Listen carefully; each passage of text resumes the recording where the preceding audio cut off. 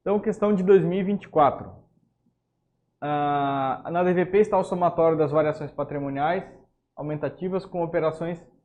Bom, vamos ler de novo aqui. Na demonstração das variações patrimoniais aumentativas, em variações patrimoniais aumentativas financeiras, né, a gente tem um grupo lá que é financeiro também, que é específico para financeiro, tanto no VPA quanto no VPD, está o somatório, então nas VPAs financeiras está o somatório das variações patrimoniais aumentativas com operações financeiras e compreende o quê? Juros incorridos, descontos concedidos. Bom, descontos concedidos não vai ser uma VPA, né? Então a gente acaba já excluindo essa alternativa. Descontos obtidos, pode ser, né? Uma receita, né? Um ganho que a gente teve financeiro. Juros auferidos, recebido. E prêmio de resgate de títulos e debêntures, né? Então essa aqui pode ser a nossa questão. Comissões, despesa bancária, não é VPA. Juros auferidos pode ser VPA. Transferências do exterior e correção monetária. Transferências do exterior. E transferências de instituições privadas com sem fins lucrativos, transferência de convênios e transferências do exterior. Aqui a gente não tem essas questões aqui de transferências, então a gente vai ter lá descontos obtidos, juros auferidos e prêmio de resgate de títulos. Quando a gente olha a nossa DVP, a gente vê aqui a financeira. Então a gente tem aqui, ó, impostos e taxas, explorações, variações patrimoniais aumentativas financeiras. A questão cobrou o desmembramento dessa linha aqui, né, o que a gente tinha aqui. É um pouco de PECASP junto com DVP, foi cobrado. Também de 2024, é que é a mesma, não é a mesma prova. Considere que somente as seguintes informações tenham sido registradas contabilmente no primeiro exercício financeiro já encerrado de determinada entidade pública. Aprovação de lei orçamentária anual no valor de 100 mil reais. Tá? Então a gente tem... Será que a aprovação da lei orçamentária no valor de 100 mil reais, ela afeta a nossa DVP? Não, né? Porque a aprovação da lei é algo que vai ser refletido lá no nosso balanço orçamentário. Lançamento de imposto de 100 mil reais, quando a gente faz um lançamento de impostos, a gente de fato tem o fato gerador ali ocorrendo, né? E aí teve um lançamento de 100 mil, então eu tive um débito no ativo de 100 mil e um crédito em uma VPA de 100 mil. Então, lançamento de imposto de 100 mil com arrecadação da metade do valor. Para fins da DVP, ela não se importa com a questão do caixa aqui, tá? Só a questão do lançamento da VPA. Então a gente já tem aqui na parte da VPA, a gente já tem 100 mil. Empenho em liquidação em folha de pessoal de 60 mil. Na verdade, essa questão aqui a gente já fez lá para balanço financeiro, né? Deixa eu ver aqui. Resultado patrimonial do exercício. Resultado patrimonial. Nós vamos dar uma olhada se é a mesma questão aqui. Né? Então, a gente teve então uma VPA de 100 mil, empenho e liquidação de pessoal no valor de 60 mil reais. Então, se a gente teve aqui uma liquidação de 60 mil reais, a gente teve aqui uma VPD de 60. Recebimento de equipamento de informática em doação no valor de 40 mil reais. Quando a gente recebe equipamento de informática, a gente debita um ativo e acredita aqui uma VPA. 40 mil. E recebimento de calção. A calção a gente... Essa questão está muito parecida com a outra aqui do balanço financeiro, mas vamos ver como é que vai ficar aqui.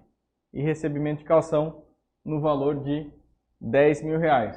Tá? A calção no valor de 10 mil reais, ela não gera uma VPA no momento do seu ingresso. Tá? Então, tendo como base a situação hipotética, eu julgo o item subsequente relacionado ao fechamento das demonstrações contábeis no setor público. Na demonstração das variações patrimoniais, o resultado patrimonial do exercício foi superavitário em 50 mil reais. Então aqui a gente tem 140, né? E aqui a gente tem VPD de 60. 140 menos 60 foi 80 mil aqui de superávit. Por isso que essa questão está incorreta. Na verdade, foram os mesmos dados utilizados na mesma questão para o balanço financeiro e agora perguntou qual era o resultado patrimonial com os mesmos dados. Então foi a mesma questão que a gente utilizou antes. Mas o resultado nosso resultado patrimonial do período foi de 80 e não de 50, como diz a questão. O resultado patrimonial do período é apurado na demonstração, né, a DVP, pelo confronto entre as VPAs quantitativas. Sim, ativas e passivas, variações patrimoniais quantitativas, ativas e passivas, devedores e credores, aumentativas e diminutivas, aumentativas e diminutivas, né, que são VPAs e VPDs. Aqui a gente tem outra, vou fazer um cálculo.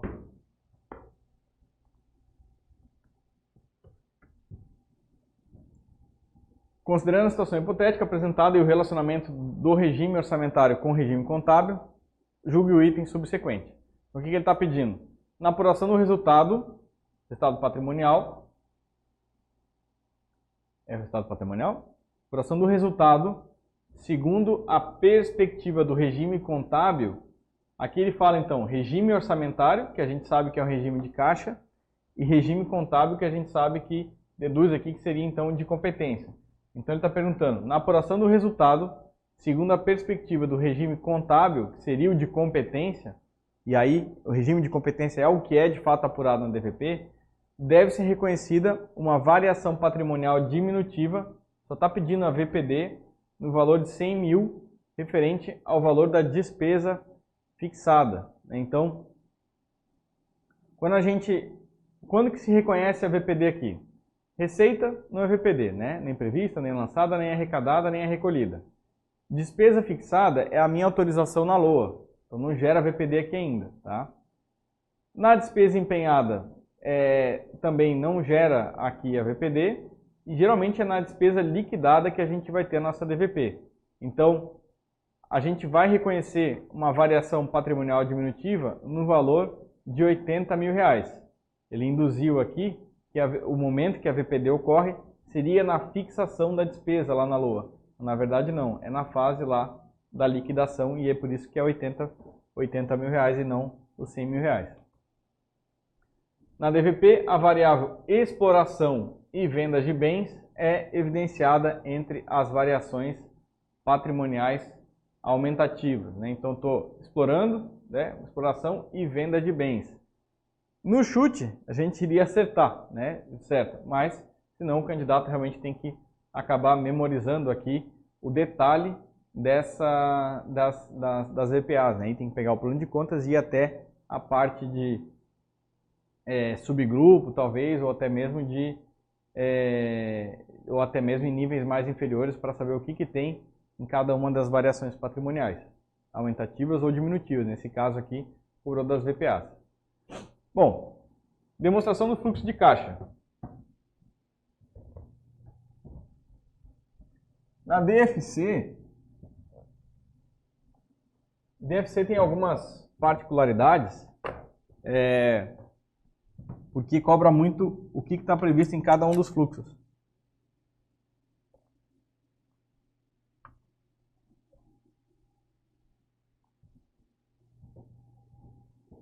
Então, a DFC ela apresenta as entradas e saídas de caixa classificadas em 3 fluxos, né? Operacional, investimento e financiamento. Ela vai identificar a geração dos fluxos de entrada de caixa, o consumo, né? A saída de caixa e o saldo de caixa na data das demonstrações contábeis. A informação dos fluxos de caixa ela permite aos usuários avaliar como a entidade do setor público obteve os recursos para financiar suas atividades e a maneira que esses recursos de caixa foram utilizados. As informações já são úteis para os usuários, né, das demonstrações contábeis para a prestação de contas e responsabilização e tomada de decisão. O caixa ele compreende o numerário em espécie e depósitos bancários disponíveis. Caixa e equivalente de caixa, eles são aplicações financeiras de curto prazo, de alta liquidez e prontamente conversíveis em valor conhecido de caixa que são sujeitas a insignificante risco de mudança de valor. equivalente de caixa, eles são mantidos com a finalidade de atender os compromissos de caixa de curto prazo e não para investimentos aqui a longo prazo, né, e outras finalidades. Portanto, um investimento normalmente se qualifica como caixa equivalente de caixa somente se ele tiver um vencimento de curto prazo. Tá? Então, por exemplo, 3 meses ou menos a partir da data de aquisição. Em regra, os investimentos em ações de outras entidades são excluídos desse caixa equivalente de caixa. Fluxo de caixa são entradas e saídas de caixa equivalente de caixa. E os fluxos de caixa eles excluem os movimentos entre itens, né, que constituem caixa e equivalente de caixa, porque esses são componentes, esses componentes eles são parte integrante da gestão de caixa da entidade e não parte das atividades operacionais de investimento e operacionais, né, de investimento e de financiamento. A gestão de caixa ela inclui investimento do excesso de caixa e equivalente de caixa. Atividades de financiamento são aquelas que resultam em mudanças no tamanho e na composição do capital próprio, né? Capital próprio, então PL, né? E também no endividamento da entidade. Capital próprio, endividamento. Já as atividades de investimento, elas são referentes à aquisição e à venda de ativos de longo prazo e também de outros investimentos que não são incluídos em caixa equivalente de caixa. Tá? E as atividades operacionais são as atividades da entidade que não são as de investimento e nem financiamento. Né? Operacional, então, tudo aquilo que sobra, que não é investimento, que não é financiamento, é operacional. Lembrando que financiamento é aquelas que resultam na mudança lá do capital próprio e no endividamento. Investimento, aquisição e venda de ativo de longo prazo e outros investimentos que não são incluídos em caixa equivalente de caixa, e operacional é o residual, né? O que sobra. A DFC deve ser elaborada pelo método direto, tá? Isso já caiu em prova, então qual é o método que deve ser elaborado? Deve ser elaborado pelo método direto, existe o método direto e o indireto. E deve evidenciar as alterações de caixa equivalente de caixa verificadas no exercício de referência, classificadas os seguintes fluxos, né? Que é operacional, investimento e financiamento. A soma dos 3 fluxos deverá corresponder à diferença entre os saldos iniciais e finais de caixa equivalente de caixa do período de referência. Tá? Então, para a elaboração da DFC são utilizadas as contas da classe 6. Então, DFC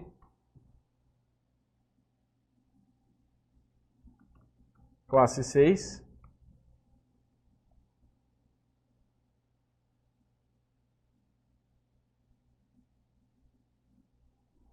classe 6, tá? Que é a controle da execução do planejamento e orçamento, que é a execução do PCASP, né? Com os filtros, então, pela natureza orçamentária, receita e despesa, bem como com funções e subfunções, assim como outros filtros, né?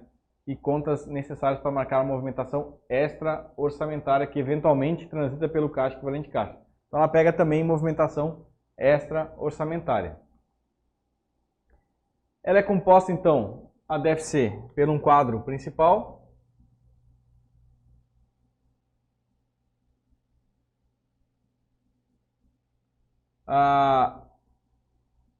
quadro de transferências recebidas e concedidas, quadro de desembolsos,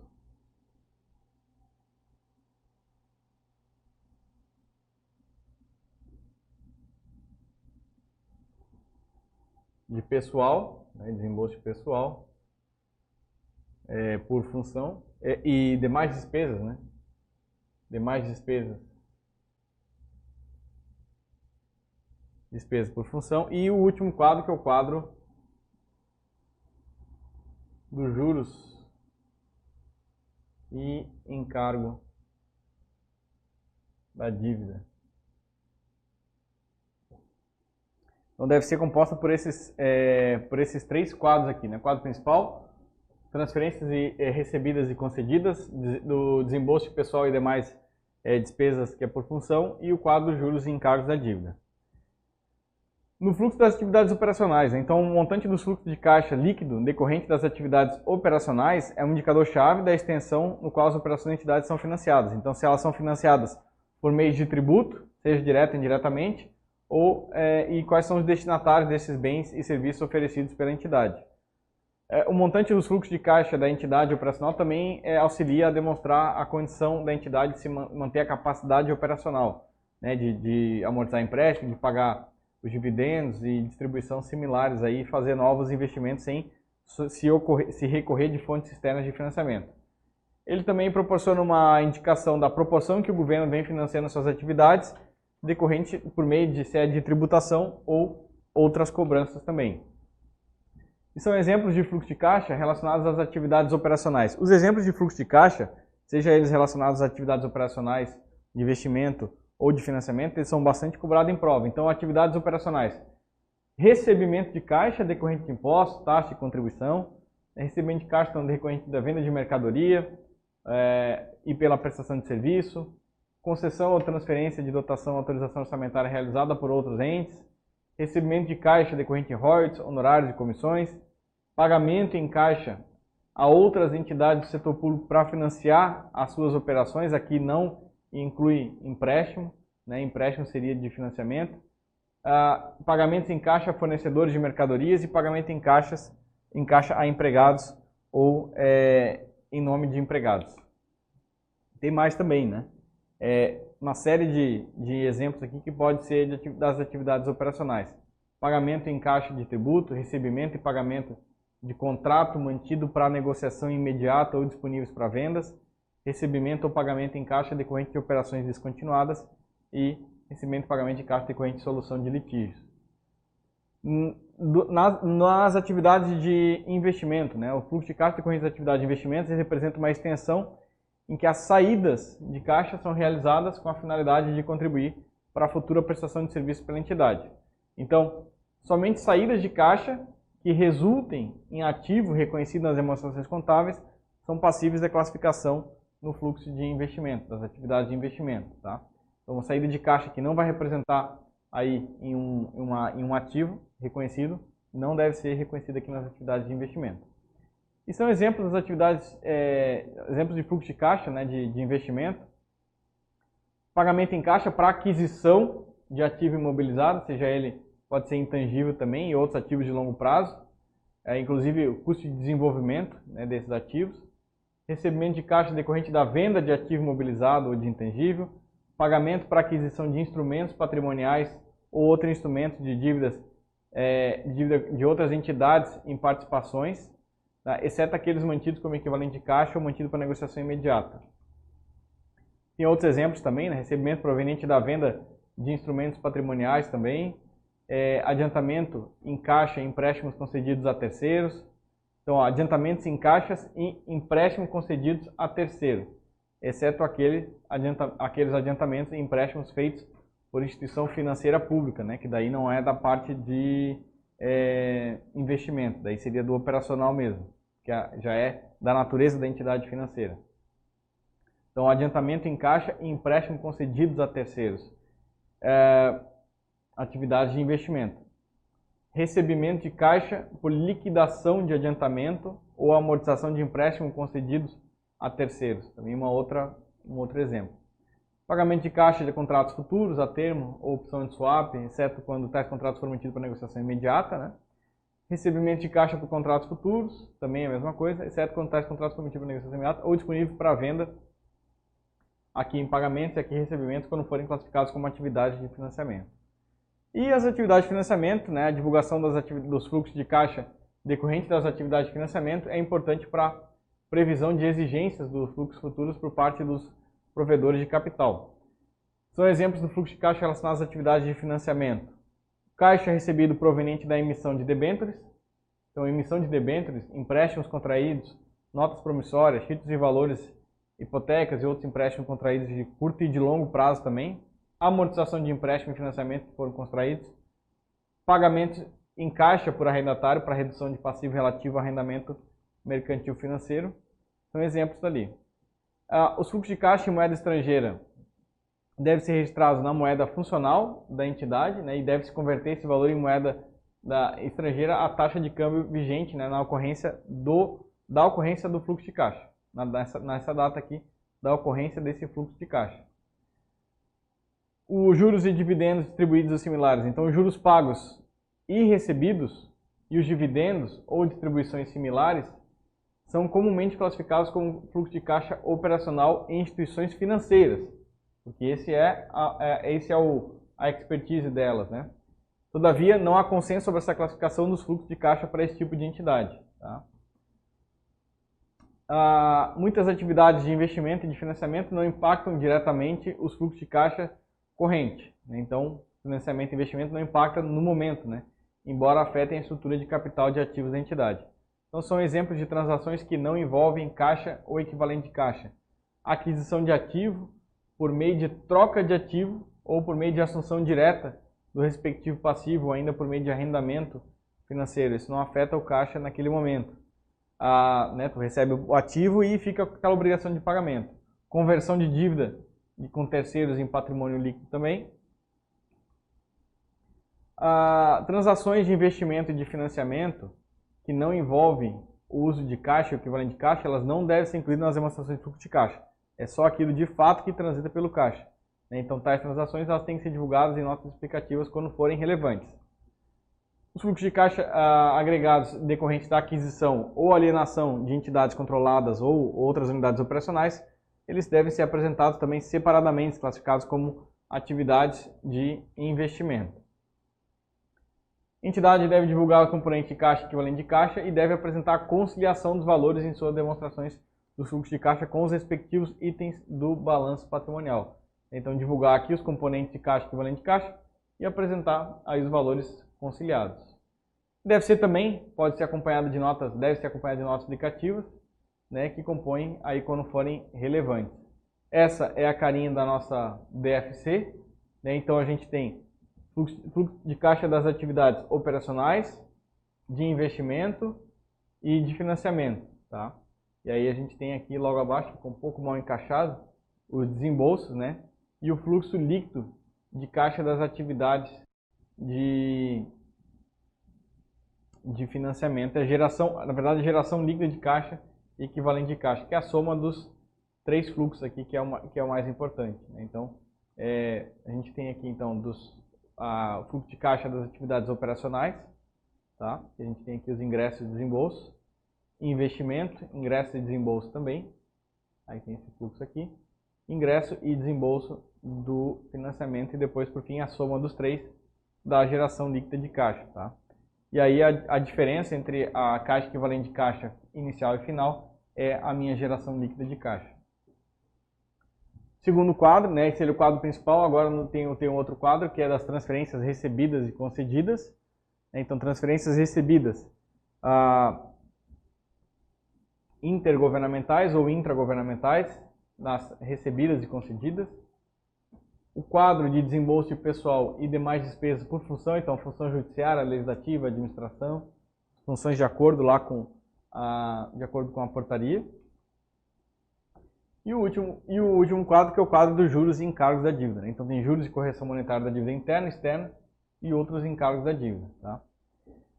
Uma questãozinha para fixar a DFC, na elaboração da demonstração do fluxo de caixa, os recebimentos de receita de concessões devem ser classificados como atividades de investimento, uma vez que evidenciam o aproveitamento econômico de um ativo imobilizado. Então, na elaboração da atividade, os recebimentos de receita de concessões deve ser classificado como atividade de investimento, uma vez que, de fato, atividades de investimento, elas evidenciam aí o aproveitamento de um ativo imobilizado, tá? Mas, nesse caso, o recebimento de receita de concessão deve ser classificada como operacional, tá? E não de investimento. Mas isso é tudo questão que tem que decorar, né, e acabar memorizando realmente a carinha lá da DFC para conseguir responder essa questão, esse tipo de questão que pede muita realmente memorização. Tá? A demonstração dos fluxos de caixa deve ser elaborada pelo método direto? Sim. Né? O MCASP diz que deve ser método direto e não método indireto. Impactam negativamente o fluxo de caixa das atividades operacionais, os pagamentos efetuados relativos a contratos disponíveis para vendas futuras. A gente teve uma passagem ali em alguns exemplos e esse era um dos exemplos que tinham lá. Ou seja, a questão também aí acaba sendo um pouco de memorização também. uma questãozinha aqui, né? De 2024. Em 2023, um posto de saúde, então tem muito a ver também com a questão operacional da entidade. Esse aqui é um posto de saúde do setor público, descontinuou o setor de vacinas. Ok. Lá em 2023. Em 2024, o posto recebeu 50 mil decorrente das operações que foram descontinuadas do ano anterior. Então, o posto de saúde ele reconheceu um aumento de 50 mil decorrente da atividade o quê? Operacional, de investimento ou de financiamento. Na demonstração do fluxo de caixa de que ano? Então, se ele é um posto de saúde e ele aplicava vacina e recebeu 50 mil em decorrência dessas vacinas que foram descontinuadas, a aplicação de vacina fazia parte da operação desse posto. Então, decorrente da atividade operacional. E quando que ele reconheceu? Na DFC de qual ano? Na DFC do recebimento efetivo de caixa desses 50 mil, que foi em 2024. Então, o posto de saúde ele reconheceu um aumento de 50 mil decorrente da atividade operacional na DFC de 2024, que foi o ano que ele recebeu. Então, tem que ser impactada no ano de recebimento. E tem que sempre ficar atento em relação a qual é a operação da entidade. Por fim, agora, antes de falar de notas explicativas, a gente vai comentar brevemente sobre a DMPL. É a demonstração demonstrações das mutações no patrimônio líquido. Tá? A DMPL ela vai demonstrar, então, a evolução, né, pode ser um aumento ou uma redução, no patrimônio líquido da entidade. Tá? A alteração total no patrimônio líquido da entidade, ela representa o valor total do resultado do período, né? Representa o valor total do resultado desse período adicionado a outras receitas e despesas reconhecidas diretamente como alterações no patrimônio líquido, e sem passar o resultado do período. Junto com qualquer contribuição dos proprietários e deduzindo-se das distribuições também dos proprietários, agindo na sua capacidade de detentores de capital da própria entidade. Então a DMPL, ela pode citar o quê? Que ela vai demonstrar o quê? O resultado do período, cada item da receita ou despesa que seja reconhecido diretamente no patrimônio líquido, né, em virtude de norma específica, os ajustes de exercícios anteriores, ou seja, todas as mutações que ocorrem no patrimônio líquido, a destinação do resultado, como por exemplo a constituição de reservas e também a distribuição de dividendos, as transações de capital com os proprietários, como por exemplo o aumento, né, do capital, a aquisição de venda de ações de tesouraria, o juros sobre o capital próprio, distribuições aos proprietários também, e para cada item do patrimônio líquido divulgado, os efeitos dessas alterações nas políticas contábeis e também da correção de erros. A DMPL ela é obrigatória para estatal dependente. Tá? Então, dependente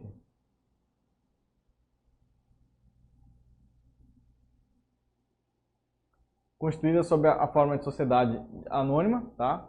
SA, dependente que for SA, e facultativa para as demais. Tá? Então, ressalto que a DMPL complementa aí os anexos de metas fiscais. Tá? Então, é interessante que essa é a única demonstração que ela complementa o anexo de metas fiscais, a única demonstração que tem uma relação direta aí com a LDO. Tá? O balanço orçamentário tem uma relação mais direta com a LOA, né? Mas aqui a DFC, a DMPL com a LDO, né? Então os anexos de metas fiscais lá da LDO.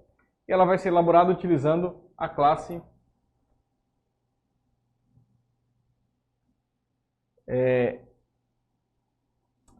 a classe 2 e grupo 3, né, que seria o patrimônio líquido. Então seria o classe 2, grupo 3. Então seria 2.3.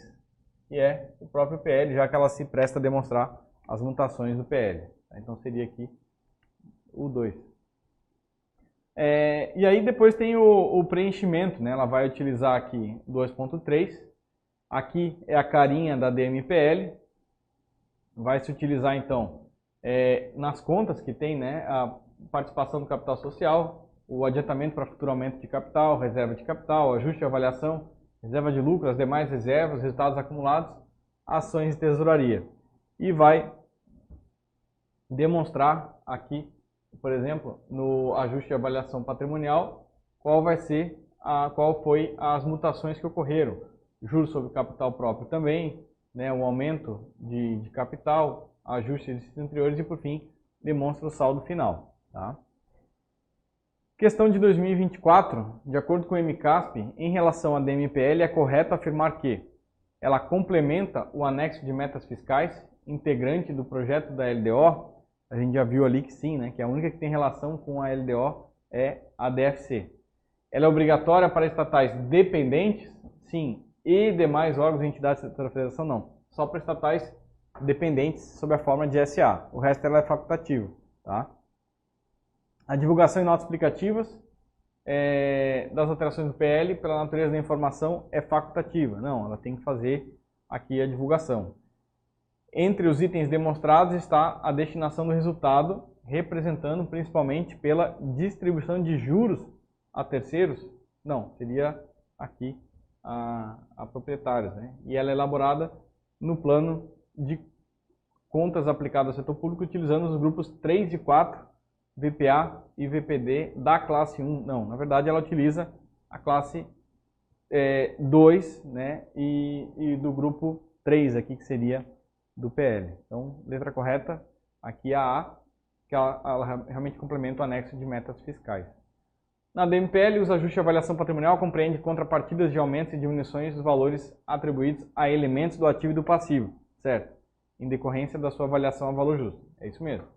Nos casos previstos em normas expedidas pela Comissão de Valores Imobiliários, após o seu cômputo no resultado do exercício, em obediência ao regime de competência. Na verdade, olha só, os ajustes de avaliação patrimonial é o ajuste a valor justo decorrente de itens de ativo e de passivo, enquanto não transitadas pelo resultado do exercício. Né? Depois de transitadas, não é ajuste de avaliação patrimonial. E aqui fala que é após o cômputo no resultado do exercício, portanto, já tendo transitado. Por isso que a questão está incorreta. Bom, finalizando com notas explicativas. As notas explicativas, elas são informações adicionais apresentadas aí nos quadros das demonstrações contábeis aplicadas ao setor público. E são consideradas como parte integrante das demonstrações. Né? Seu objetivo, então, é facilitar a compreensão das demonstrações contábeis e dos diversos usuários. Portanto, deve ser clara, sintética e objetiva. Tá? Englobam informações de qualquer natureza exigida por lei, por normas contábeis e outras informações relevantes, né, que sejam relevantes, que não são suficientemente evidenciadas nas demonstrações contábeis ou que não constem lá nas demonstrações contábeis. Elas devem ser apresentadas de forma sistemática, então existe um padrão para isso. Cada quadro ou item que uma nota explicativa se aplique deverá ter uma referência cruzada. Então, tem uma nota explicativa, aqui eu tenho que ter uma numeraçãozinha para ter uma referência cruzada lá com a nota explicativa. Então, tem que ter uma numeração naquele meu item do balanço. Nota explicativa 2. Então, eu tenho que ir lá em nota explicativa 2 para saber do que se refere àquele saldo. Então, essa é a referência cruzada que se fala. A fim de facilitar a compreensão e comparação das DCASP com as de outras entidades, sugere-se que notas explicativas sejam apresentadas na seguinte ordem. Né? Então, tem uma ordem sugerida, né? Que é informações gerais, natureza jurídica da entidade, domicílio, natureza das operações e principais atividades e declaração de conformidade com a legislação e outras normas contábeis aplicadas. Resumo das políticas contábeis significativas, né? Base de mensuração, novas normas e políticas e julgamento pela aplicação das políticas. As informações de suporte, também detalhamento de itens apresentados nas demonstrações contábeis pela ordem em que cada demonstração e cada rubrica sejam apresentadas. E depois outras informações relevantes, né? Então, por exemplo, passivos contingentes, compromissos contratuais não reconhecidos, divulgação não financeira, reconhecimento de inconformidades que pode afetar a compreensão do usuário, ajuste decorrente de omissões e erros de registro. Esse é um quadro da apresentação sistemática das notas explicativas, né, sugerido. Então, sempre comparando, né, o ano anterior com o ano atual. Então, receita e despesa por segmento, por exemplo. Né, então, ativos aqui, passivos também por segmento, total consolidado. Bom, notas explicativas não tem muita questão, tá? Mas é basicamente isso, certo? Vejo vocês na próxima aula. Obrigado a todos. Boa noite, pessoal.